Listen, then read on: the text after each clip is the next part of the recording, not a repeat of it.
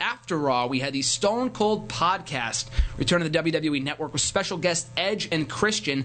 I thoroughly enjoyed it. I'm sitting here wearing my Christian shirt right now. Hashtag one more match. Hashtag Christian for Hall of Fame. But RJ, what were your thoughts on the podcast last night? That was pretty good. Another standard podcast, Stone Cold. They joked around a lot, which is good. Had me laughing a couple times. But no hard-hitting questions. I wish they asked maybe one or two, but it was good for what it was. It was definitely not the worst one yet, but I don't think it was top three. I think it was good, but it was just kind of like more joking around than actual hard-hitting questions. Yeah, a lot like the Jericho podcast, which a lot of people did not like. You know, people call them a company stooge and whatever. I don't think it's because of Jericho. I think it's because of the guests that he had. Like, there's only so much that you can ask Stephanie. I mean, she went into detail about the stuff with Triple H. Remember a couple months ago, yeah. John Cena too, and they were both good. I think just some people really got their hopes up after the Vince one and the Triple H one, where they really went all out and revealed some controversial stuff with China and Macho Man and CM Punk. Like, we expect that from every single podcast. But, you know, when you set the bar so high, you can't expect all the subsequent guests to be as good.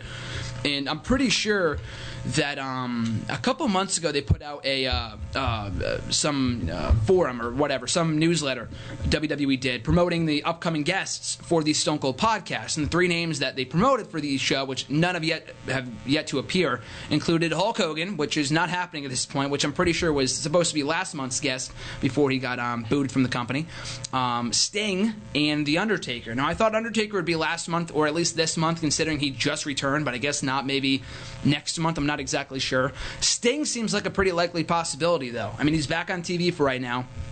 He could very well be the next podcast guest for early October if they're keeping with the formula of doing one each month. But the one last night, though, I thought it was good. Like you said, it was entertaining, not a lot of hard-hitting questions. Some stuff that I didn't know. I mean, the what story is pretty popular, but I didn't know that much detail about it.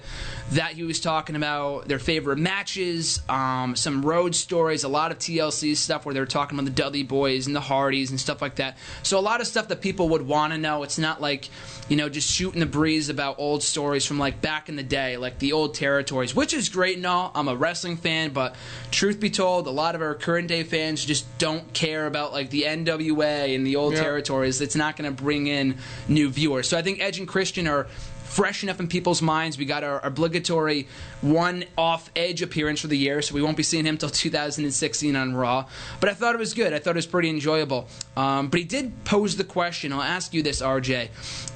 Edge got inducted in the Hall of Fame in 2012, and Stone Cold threw it over to Christian after asking Edge about being worthy of being put in the Hall of Fame, and Edge said it was too quick, and I think that was logical, too, because Edge was still under contract at that period in time, and they just wanted to get it over with. You know, God forbid they ever, you know, something ever happened between the two sides, so I understand that. But he threw it to Christian and said, do you believe that you are Hall of Fame worthy? And he said, that is not for me to say. Stone Cold said yes. Edge said yes. RJ, what do you say? Yeah. And we've talked about this before here on the show, but I wanted to get your second opinion on it. Yeah, I think Christian should be in the Hall of Fame eventually. Yeah.